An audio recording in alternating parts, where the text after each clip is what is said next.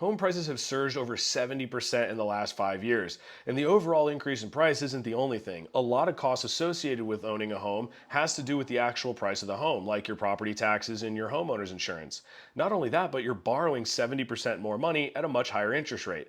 Now, Ron DeSantis plans to attack one of these aspects by amending the Florida Constitution to get rid of property taxes for homesteaded properties, so properties that you live in as your primary residence. Now, that seems great at face value, but there's a lot more to it than that. A lot of people don't realize that your property taxes goes towards your local municipality, not to the state. And they fund things like your school, fire department, police department, things like that. So these local municipalities would become much more reliant either on the state, or they would have to bridge this gap through other sources. Now, some of the proposed ways to do that would be an increase in the taxes on the tourism tax, which is very palatable for us because we wouldn't be subject to most of it.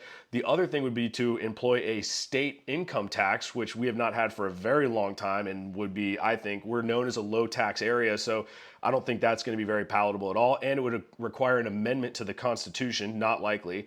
The other thing would be an increase in sales tax, which I also don't think is going to be very popular with anybody. And the problem is that it's unreliable. It's what they call consumer based. So in a slower economy, people are going to spend less, so that tax revenue will be less. That being said, what do you think? Should we get rid of our property taxes?